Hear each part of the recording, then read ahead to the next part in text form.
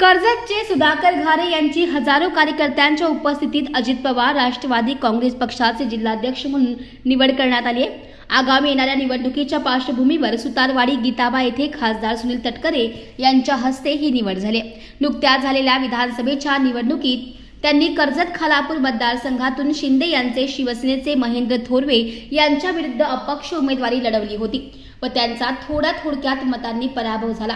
परंतु त्यांनी नजीकच्या काळात अजित पवार राष्ट्रवादी काँग्रेस पक्षामध्ये प्रवेश केल्यानंतर त्यांना आज राष्ट्रवादी काँग्रेस पक्षाचे प्रदेशाध्यक्ष खासदार सुनील तटकरे यांच्या प्रमुख उपस्थितीत हजारो कार्यकर्त्यांच्या उपस्थितीत राष्ट्रवादी पक्षाचे जिल्हाध्यक्ष म्हणून निवड करण्यात आली। यावेळी मोठ्या संख्येने पक्षाचे पदाधिकारी आणि कार्यकर्ते उपस्थित होते।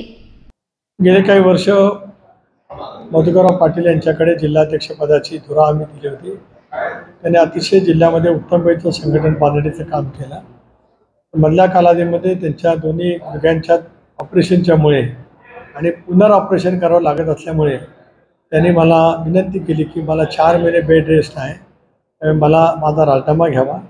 मी त्यांचा राजीनामा मी स्वीकृत केला, पण त्यांच्यावरती प्रदेश उपाध्यक्षपदाची जबाबदारी त्या ठिकाणी दिली आणि सुधाकर घारेंसारखा जिल्हा परिषदेमध्ये उपाध्यक्ष या नात्याने उत्तम पद्धतीने काम करणारा एका लढवय्या जनमानसाशी जोडला गेलेल्या आणि संघटनेची नाळ माहिती असलेल्या सहकार्याला रायगड जिल्हा राष्ट्रवादी काँग्रेस पक्षाच्या अध्यक्षपदाची जबाबदारी आज पक्षाने त्यांच्यावरती सोपवलेली आहे। मला विश्वास आहे की सुधाकर घारे, सुभाष केकाणे कार्याध्यक्ष दक्षिण रायगड, अशोक भूपतराव कार्याध्यक्ष उत्तर रायगड, हे सगळेजण जिल्हा अतिशय उत्तम पद्धतीने त्या ठिकाणी संघटित करतील आणि महाराष्ट्र प्रदेशचे अध्यक्ष आदरणीय साहेब, व्यासपीठावर उपस्थित असलेले सर्व प्रमुख पदाधिकारी आणि जिल्हा कार्यकारिणीसाठी आलेले जिल्ह्यातील सर्व तालुक्याचे अध्यक्ष असतील, पाडा तालुक्याचे अध्यक्ष असतील, सर्व प्रमुख पदाधिकारी, आता